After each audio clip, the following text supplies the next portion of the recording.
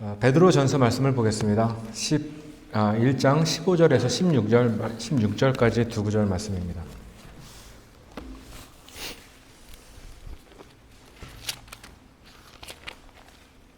베드로 전서 1장 15절, 16절 말씀 두 구절을 저와 성도님들이 한 목소리로 두 구절 말씀 읽겠습니다. 함께 읽겠습니다. 시작. 오직 너희를 부르신 분께서 거룩하신 것 같이 너희도 온갖 종류의 행실에서 거룩할지니라.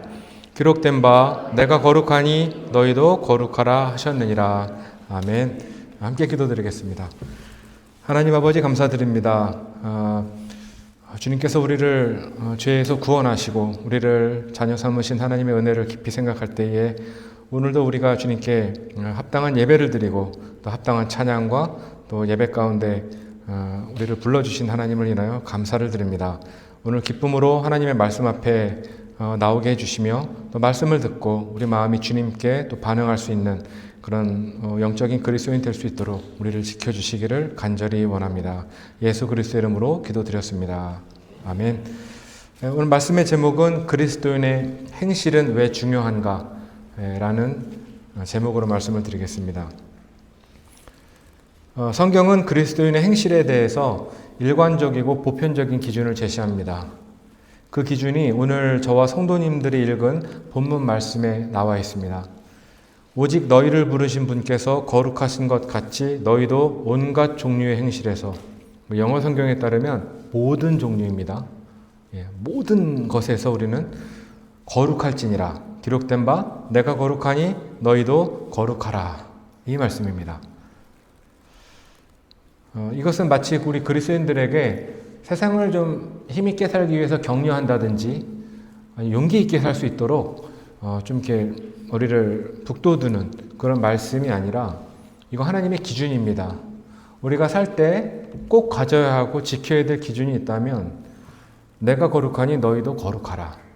옵션이 아닙니다. 내가 기회가 될 때, 내가 어떤 성령으로 충만할 땐 거룩해졌다가 그렇지 않을 때는 좀 그렇지 못하다가 이런 것이 아닙니다. 모든 일에서 우리는 거룩해야 합니다. 하나님의 백성들, 지금은 우리 그리스도인들이라고 제가 제안을 하겠습니다. 우리 모든 그리스도인들은 거룩해야 합니다. 또 우리 모두는 예수 그리스도를 통해 하나님의 자녀로 우리 부름받았고 또 하나님께서는 우리의 아버지가 되시기 때문에 우리는 하나님과 그 자녀 사이에 특별한 어떤 통하는 한 가지 요구하시는 그런 것이 하나 있는데 그것은 우리의 거룩함. 이것을 우리는 닮아가야 합니다. 모세는 40년 동안 이집트의 좋은 학문을 배우고 그곳의 좋은 환경을 누리며 살았습니다. 그리고 모세는 사람을 죽이고 도망하는 신세로 광야에서 또다시 40년의 세월을 보냈습니다. 결혼을 했고 자식을 낳았고 본인이 나이가 많이 들었습니다. 그리고 80세가 되었을 때에 하나님께서 모세를 부르셨습니다. 말로만 듣고 율법을 통해서만 만났었던, 직접 보지 못했던 그 하나님께서 어느 날 갑자기 호렙산에서 모세에게 나타났습니다. 하나님께서 고통 속에 눈물 흘리고 부르짖고 하나님께 외치던 그런 백성의 소리를 듣고 친히 그들을 구출하시고자 모세를 부르시는 그런 모세와 첫 만남의 상황입니다. 하나님께서 모세를 부르십니다. 모세야, 모세야. 네, 제가 여기 있습니다. 하나님께서는 바로 이어서 이렇게 말씀하셨습니다. 그분께서 이르시되 여기로 가까이 오지 말라. 내가 선 곳은 거룩한 땅이니 내 발에서 신을 벗으라. 이런 말을 하셨습니다. 그 즉시 모세가 어떻게 했는지 아세요? 신발을 벗었겠죠. 그건 나오지 않지만 모세가 하나님 뵙기를 두려워해서 자기 얼굴을 하나님 앞에서 숨겼다고 성경은 기록하고 있습니다. 하나님은 거룩하신 분이십니다. 우리가 하나님의 거룩하심은 무엇인가? 교리적으로, 신학적으로 우리가 아무리 묵상하고 깊이 성경을 연구해도 우리가 잘 이해하지 못하는 게 하나님의 거룩함입니다. 여러분들 설명을 잘 하시겠어요? 하나님의 그 성품에 대해서 거룩하심. 우리가 알고 있는 그 지각의 수준에서만 가지고 하나님이 거룩하시다라는 것을 이해하고 그렇게 설명할 뿐이지만 우리는 사실 하나님의 거룩하심을 전부 묘사할 수가 없습니다. 그래서 모세는 자신의 얼굴을 하나님 앞에서 숨겼습니다. 두려웠겠죠. 성경은 안식일도 거룩하고 희생물들, 절기들, 율법 모두 거룩한데 이것은 하나님과 관계된 것들 모두 다 거룩한 것입니다. 모세가 시내산에서 십계명을 받기 전에 하나님은 이스라엘의 온 백성이 거룩히 구별될 것을 요구하셨습니다. 그래서 온 이스라엘은 하나님의 명령대로 먼저 자신들의 온 옷을 다 꺼내서 그것을 빨았습니다. 하나님과 사람이 관계를 맺는 것은 큰 은혜요, 큰 긍휼입니다. 하나님께서 사람을 찾아오셔야만 그때 사람은 하나님을 만날 수가 있습니다. 그래서 그것은 은혜인 것입니다. 하나님은 긍휼이요 또 은혜이심에도 불구하고 불의한 사람들로서 하나님을 만날 때에, 하나님 앞에 설 때에는 먼저 하나님은 거룩한 분이시다 라는 것을 먼저 깨닫고 그에 맞는 태도와 그에 맞는 자세를 갖추어야 합니다. 그냥 높은 사람을 대할 때 우린 그분을 존중하죠. 그래서 멋진 옷을 입고 매무새를 이렇게 갖추고 또 존중하는 마음으로 그런 분들 앞에 서는데 우리가 하나님 앞에 서는 것은 그것과 다른 것입니다. 우리는 거룩해야 합니다.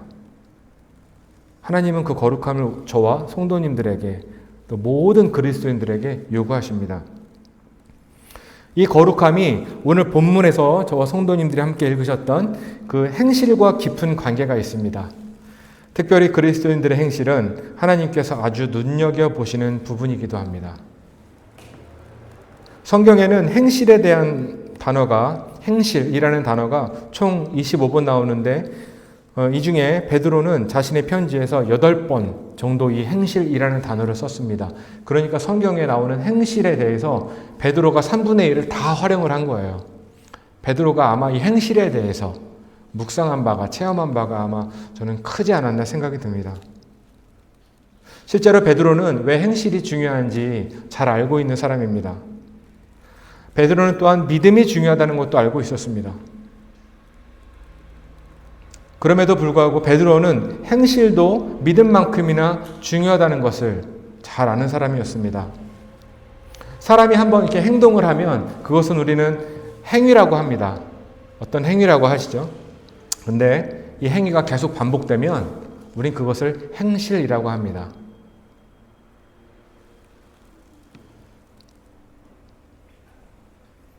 실수로 남의 물건을 가져갈 수 있지만 이것은 실수이기도 합니다. 근데 두 번째 이것이 반복되면 이것은 도둑질이 되는 것입니다. 그 사람의 행실이 돼버리는 것이에요. 사람을 때렸어요. 실수로 때릴 수도 있고 정말 어떤 한 번의 잘못으로 할 수 있습니다. 정말 그러지 말아야 되는데 2번, 3번 계속 반복되면 이 사람은 폭행하는 사람이 되는 것이죠. 이 사람의 행실이 그 사람이 누군가를 말해주는 것입니다. 성경에는 행위라는 단어도 나오긴 합니다. 행위로는 구원을 받을 수 없다 이런 구절을 들어보셨는데 그 행위와 오늘 제가 말씀에서 전하는 그 행실은 다른 단어입니다. 이것은 습관적인 행동들을 얘기합니다. 우리 삶에서 반복적으로 일어나는 것을 우리는 행실이라고 합니다. 예수님은 십자가 사건을 하루 앞두고 제자들에게 이렇게 말씀하셨습니다. 이 밤에 너희가 다 나로 인하여 실족하리라. 기록된 바 내가 목자를 치리니 양떼의 양들이 널리 흩어지리라. 그때 베드로가 이렇게 말합니다. 모든 사람이 주로 인하여 실족할지라도 나는 결코 실족하지 아니하리로다. 베드로가 정말 자신의 목숨을 걸고 나는 예수님을 따라갑니다. 무슨 일이 있어도 나는 예수 그리스도 곁에 있습니다. 실족하지 않습니다. 이렇게 단언했습니다. 베드로는 멈추지 않고 계속 말을 이어갑니다. 내가 주와 함께 죽을지언정 주를 부인하지 아니하리이다. 그리고 베드로는 10시간 정도도 되지 않아서 바로 3번이나 예수님을 부인했습니다. 마태복음 26장 75절에 보면 베드로가 예수님을 부인하고 했던 그 행동이 바로 나옵니다. 베드로가 수탉이 울기 전에 내가 나를 3번 부인하리라 하신 예수님의 말씀, 곧 그분께서 자기에게 하신 말씀을 기억하고 나가서 비통하게 우니라. 이렇게 기록이 되어 있습니다. 비통하게 우니라. 성도 여러분, 제가 질문이 한 가지 있는데 이때 어떤 심정으로 베드로가 울었을까요? 자신의 믿음을 탓했을까요? 아니면 자신의 행실을 탓했을까요?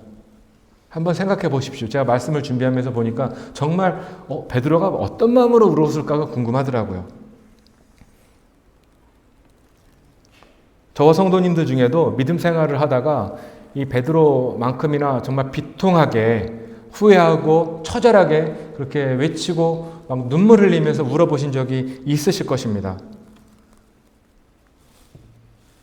성도 여러분, 믿음은 항상 우리의 행실에 대해서 번영하지 않고 마치 등대처럼 어두운 밤을 비추는 이런 환한 등대처럼 우리의 모든 삶을 비춰주면서 우리의 행실을 보장해주는 그런 것은 저는 되지 않는 것 같다고 저는 말씀을 통해서 보게 되었습니다. 특별히 베드로의 이 모습을 보면서 그런 생각을 했습니다.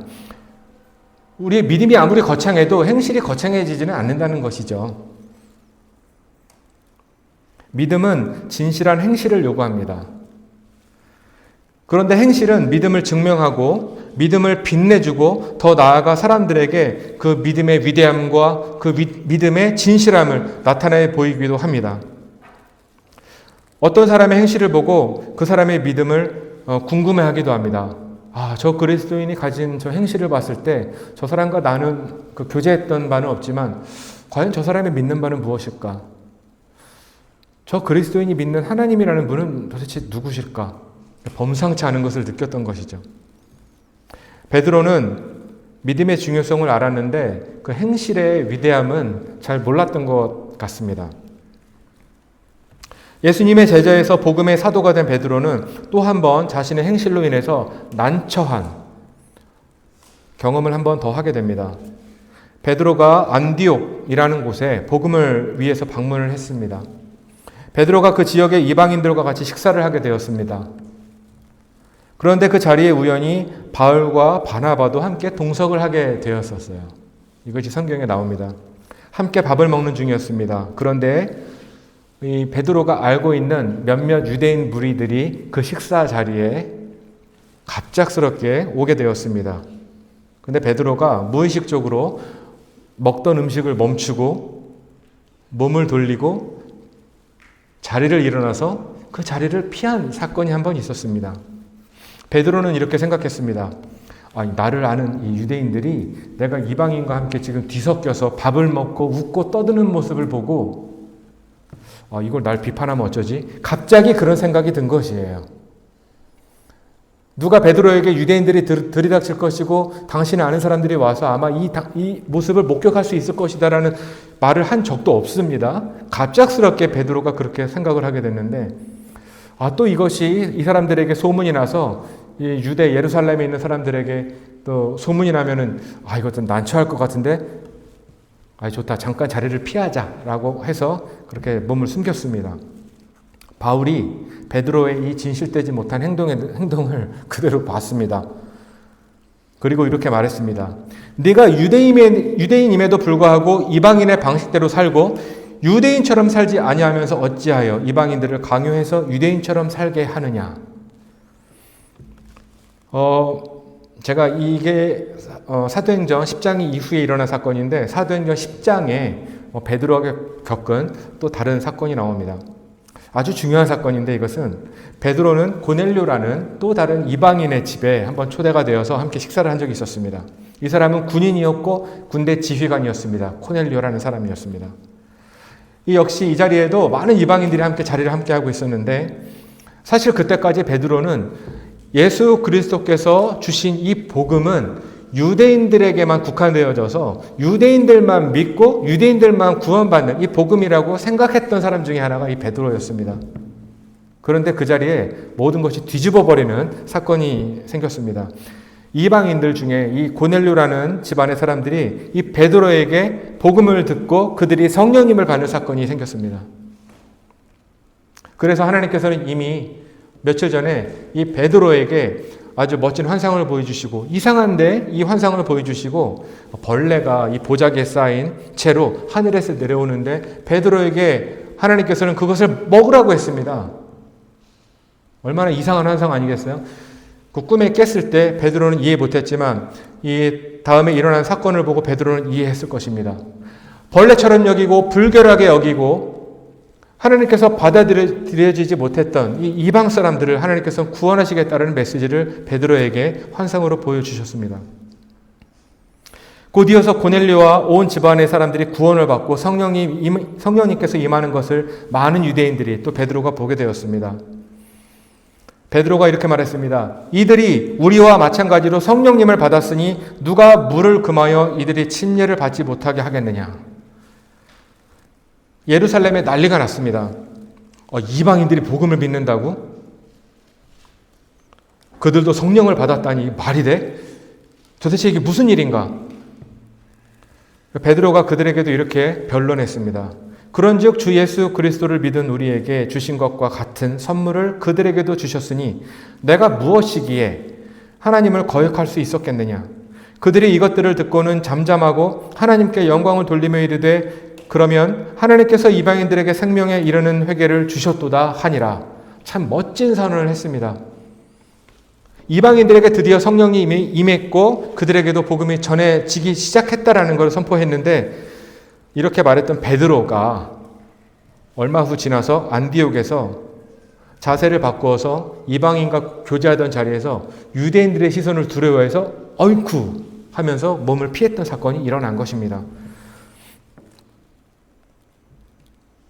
베드로는 이방인들도 유대인과 동일하게 성령을 받고 죄사함을 받는다는 것을 몸소 체험하고 목격했음에도 불구하고 또 다른 곳에서는 유대인들의 시선을 두려워해서 이방인은 유대인과 다르다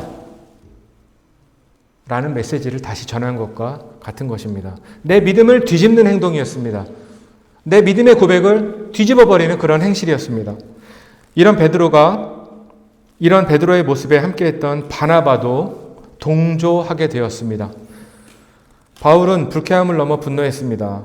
이런 베드로의 행실을 지적하면서 사도 바울이 이 말씀을 기록합니다. 아주 유명한 말씀인데 이 말씀만 보면 아주 영적인 말씀이고 우리 율법과 육체와 복음에 대해서 우리에게 큰 깨달음을 주는 말씀이지만 이 말씀을 한 이유는 바로 베드로 때문이었습니다. 그 말씀이 바로 이것인데 사람이 율법의 행위로 의롭게 되지 아니하고 오직 예수 그리스도의 믿음으로 되는 줄 알므로 우리도 예수 그리스도를 믿었나니 이것은 우리가 율법의 행위가 아니라 그리스도의 믿음으로 의롭게 되고자 함이라. 율법의 행위로는 어떤 육체도 의롭게 될 수 없느니라. 그러나 만일 우리가 그리스도로 말미암아 의롭게 되고자 하다가 우리 자신 또한 죄인으로 드러난다면 그리스도께서 그런 까닭으로 죄의 사역자가 되시느냐? 결코 그럴 수 없느니라. 베드로를 향해서 이렇게 말하는 것이에요. 율법으로 속박당해 있던 자가 복음으로 자유하게 되었는데 다시 뭐하러 율법으로 돌아가느냐? 너의 행실은 그것을 말해주고 있다 라는 것입니다. 사도 바울은 베드로의 행동보다 먼저 그의 마음의 의도를 책망했습니다. 지금 읽은 말씀 이전에 갈라디아서 2장 14절에 이런 기록이 있습니다. 그들이 복음의 진리에 따라 바르게 걷지 아니하는 것을 내가 보고. 이것이 우연찮게도 사도 바울의 눈에 목격이 되었었습니다. 그리고 사도 바울은 바나바의 모습을 기록했는데 다른 유대인들도 그와 함께 위선을 행하고 심지어 바나바도 그들의 위선에 끌려갔느니라. 바나바는 선교사였습니다. 복음 전도자였고 성령님으로 충만한 자였습니다. 그도 역시 베드로의 위선에 휩쓸려 갔다라고 사도 바울은 기록하고 있습니다. 여기서 우리는 두 가지를 알 수가 있습니다. 첫 번째는 그리스도인의 행실에 있어서 복음에서 벗어나게 되면 위선의 위험이 항상 다가온다는 것입니다. 두 번째, 그 위선은 전염성이 있다는 것입니다. 그리스도인의 행실의 주춧돌이 되는 것, 그리스도인의 행실의 모티브가 되고 그 기준이 되는 것은 바로 복음입니다. 복음의 감격과 복음의 기쁨에서 그리스도인이 멀어지게 되면 그리스도인의 행실은 거짓되고 탐욕적이 되고 위선적이 되기 쉽습니다. 에베소서 4장 22절 말씀을 함께 보기를 원합니다. 함께 말씀을 찾아보겠습니다. 에베소서 4장 22절 말씀입니다.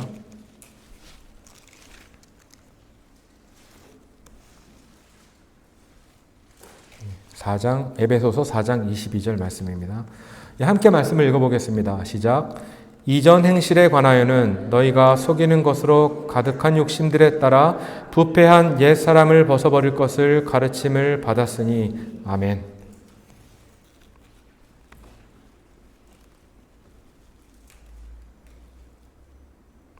베드로는 본문 다음 장 베드로전서 2장 12절에서 하나님의 자녀들의 행실의 중요성에 대해 기록했습니다. 다시 한번 베드로전서 말씀으로 2장으로 한번 이번엔 가보겠습니다. 베드로전서 2장 12절 말씀입니다. 제가 읽어보겠습니다. 베드로전서 2장 12절. 이방인들 가운데서 너희 행실을 정직하게 하라. 이것은 그들이 너희더러 악을 행하는 자라고 비방을 하다가도 자기들이 바라볼 너희의 선한 행위들로 인해 돌아보시는 그날에 하나님께 영광을 돌리게 하려 함이라. 아멘. 여기서 이방인이라고 하면은 당시에는 유대인이 아닌 실제 이방인들을 말하는 것이지만 지금 우리가 영적으로 봤을 때 복음을 모르는 아직 믿음이 없는 그런 모든 자연인들, 비그리스도인들로 한번 이해를 하시면 좋을 것 같습니다. 비그리스도인들이 그리스도인들을 비난하거나 조롱하다가도 그리스도인들의 우리 선한 행위 또 선한 행실을 보면 그들도 이렇게 생각을 합니다. 그들 안에 있는 믿음의 신비에 대해서 그들이 믿고 따르는 또 교리가 무엇인지 어떤 하나님을 믿는 것인지 그들의 구원이 바로 어떤 구원인지를 그들은 궁금해합니다. 그리고 우리가 믿는 하나님을 두려워하기도 합니다. 그들도 나와 같은 사람인데 그들은 왜 그 순간에 그런 판단을 하고 그렇게 행동할 수 있을까? 어떻게 그들은 이 어려움에 대해서 이렇게 견뎌낼 수 있는 것인가? 그들은 왜 손해를 감당하면서까지 인내하고 그들을 커버하려고 하고 사랑하려고 하는가? 그들은 궁금해합니다. 성도 여러분, 우리의 행실을 통해서 우리가 하나님의 영광을 드러낼 수 있음을 믿으시기 바랍니다. 그리고 우리의 행실을 통해서 우리가 믿는 하나님이 어떠한 분이시라는 것을 우리는 소개할 수 있고 나타낼 수가 있는 것을 믿으시기 바랍니다. 다니엘은 이스라엘이 바벨론에 멸망당했을 때 특별히 선택되어서 바벨론의 왕 앞에 서게 된 아주 젊은 어린 청년입니다. 그때 다니엘은 어린 나이에도 불구하고 왕이 주는 음식과 포도주로 자신을 더럽히지 않기로 마음에 작정을 했습니다. 성경은 이렇게 기록하고 있습니다. 이제 하나님께서 다니엘을 인도하사 내시들의 통치자에게 호의와 친절한 사랑을 받게 하시니라. 왕이 지혜와 명철에 대한 모든 문제에 관하여 그들에게 묻는 가운데 그들이 자기의 온 영토 안의 모든 마술사와 별을 살피는 자보다 10배나 나은 줄을 아니라. 다니엘은 고레스의 왕의 제1년까지 계속해서 있었더라. 바벨론 왕 때부터 우리 고레스 왕 때까지는 몇 년인지 아십니까? 50여 년의 세월이 더 흐른 시기예요. 이미 다니엘은 젊은 사람이 아니라 나이 70, 80이 다 돼가는 늙은이입니다. 이때까지 그는 이방 왕 앞에서 총애를 받고 인정을 받았던 사람이에요.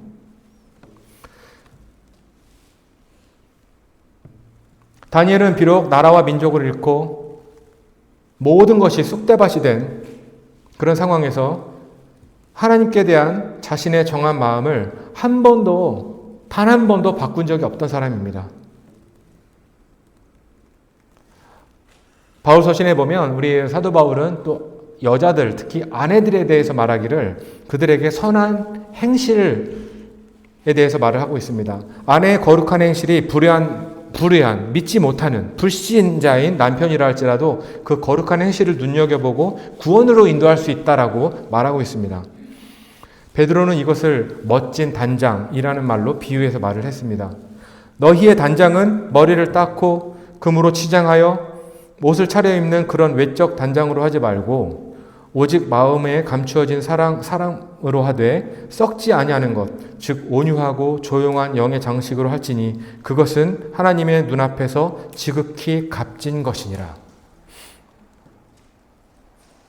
특별히 하나님께서 우리 모든 남자 그리스도인도 그렇지만 모든 여성 그리스도인 또 특별히 남편을 두고 있는 아내들이 단장을 할 때에 이 거룩한 모습을 지키는 것에 대해서 굉장히 값진 것이라고 사도 바울은 얘기하고 있습니다.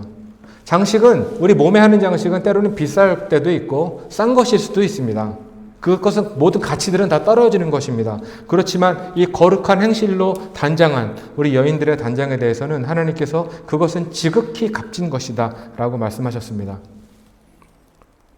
끝으로 저는 행실과 관련해서 아주 중요한 것을 말씀을 통해서 전하고자 합니다. 히브리서 13장 말씀 한번 보시겠습니다. 예, 베드로전서 앞에 보시면 히브리서가 있습니다. 예, 히브리서 13장 7절 말씀을 보겠습니다. 예, 저와 성도님들께서 함께 읽겠습니다. 히브리서 13장 7절 말씀 시작. 하나님의 말씀을 너희에게 일러주고 너희를 다스리는 자들을 기억하며 그들의 행실의 결말을 깊이 살펴보고 그들의 믿음을 따르라. 우리는 많은 믿음에 존경하는 자들이 있습니다. 비록 나와 상관해 본 적이 없는 믿음의 선배들일지라도 그들의 말씀을 듣고 그들의 행실을 보고 간증을 보고 우리는 그들을 존경하고 그 길을 따르게 됩니다. 그들의 행실의 결말을 살펴보고 그들의 믿음을 따르라. 저는 저와 성도님들 모든 분들이 선하고 또 영적이고 그런 행실을 행하셔서 사시기를 다시 한번 부탁드립니다. 그 이유는 나를 따르는 많은 사람들이 나의 믿음의 행실을 보고 주님을 두려워하고 그 길을 걸어오게끔 그런 인도자가 되는 역할을 다 해주시기를 부탁드리겠습니다. 믿음은 정말 위대합니다. 내가 예수 그리스도를 믿었을 때, 내가 주님께 헌신했을 때 그 믿음은 정말 누구도 부인할 수 없는 내 믿음의 고백인 것입니다. 그렇지만 그것을 무효화할 수 있는 것이, 그것을 비웃게 만드는 것이 한 가지가 있는데 우리의 잘못된 행실들이 그것을 물거품으로 만들 수 있다는 것입니다. 그래서 히브리서 13장 7절은 이렇게 말하고 있습니다. 그들의 행실의 결말을 깊이 살펴보고 그들의 믿음을 따르라. 대중매체에서 한국뿐만 아니라 전 세계의 모든 매체들에서 불명예스러운 많은 뉴스들을 보게 됩니다. 믿음으로 시작하여서 큰 믿음의 유산을 남겼던 사람들이 그들의 결말이, 그들의 행실이 온전치 못하여 그들의 모든 쌓아왔던 거룩한 것들을 송두리째 잃어버리는 그런 모습들을 우리는 많이 보고 있습니다. 믿음은 하나님께서 보시는 것입니다. 그렇지만 우리의 행실들은요, 사람도 보는 것입니다. 물론 우리 행실을 하나님께서 보시지만 행실의 중요성은 여기 있습니다. 믿음이 행실과 같이 가야 됩니다. 행실은 믿음과 같이 가야 되는 것입니다. 믿음 따로 행실 따로일 때 이것은 굉장한 문제가 일어나게 되죠. 믿음은 결말이 중요합니다. 믿음은 말로 하는 것이 아닙니다. 믿음은 진실한 마음과 입술의 고백으로 시작하기도 하지만 거룩한 행실로 증명되어야 합니다. 우리 13장 7절을 읽으셨는데 우리 8절 말씀을 한 번 더 읽으시겠습니다. 이어서 시작. 예수 그리스도는 어제도 오늘도 영원토록 동일하시니라. 아멘. 우리 아주 많이 알고 있는 이 말씀인데 이 말씀은 7절과 같이 보셔야 합니다. 이게 무슨 말이냐면 우리의 거룩한 행실이 마치 예수님께서 영원토록 동일하신 분인 것처럼 우리의 믿음이 우리의 행실이 동일해야 한다는 것입니다. 오늘 말씀, 오직 너희를 부르신 분께서 거룩하신 것 같이 너희도 온갖 종류의 행실에서 거룩할지니라. 이 말씀을 꼭 기억하십시오. 이번 한 주 특별히 사시면서 우리의 믿음과 우리의 행실에 대해서 비록 내가 세상에 있을 때 정말 내가 하나님의 얼굴을 피해서 때로는 죄 가운데 있고 말씀을 떠나 있을 때도 있고 우리의 행실이 정말 엉망진창일 때도 정말 있지만 이 말씀에 따라서 다시 한번 우리가 새로워지기를 원합니다. 그리고 내 행실이 정말 내 선한 믿음의 고백 다 기억하시잖아요. 내가 예수 그리스도를 믿었을 때 주님을 따르겠다고 하고 베드로가 얘기했던 것처럼 다른 사람은 다 실족하고 주님을 떠날지라도 나는 실족하지 않겠습니다. 나는 주님을 떠나지 않겠습니다. 이렇게 고백했는데 제일 먼저 떠난 사람이 베드로예요. 해가 뜨기도 전에 그 어두웠던 그 밤이 밝아지기도 전에 자신의 믿음을 뒤바꾼 것입니다. 특별히 이번 주에 우리의 믿음의 행실에 대해서 깊이 한번 묵상해 보시고 비록 나는 연약하고 부족할지라도 믿음에 따라 내 행실을 다시 재정비하고 새롭게 만들 수 있는 그런 한 주가 되시기를 부탁드리겠습니다. 예, 기도하고 마치겠습니다.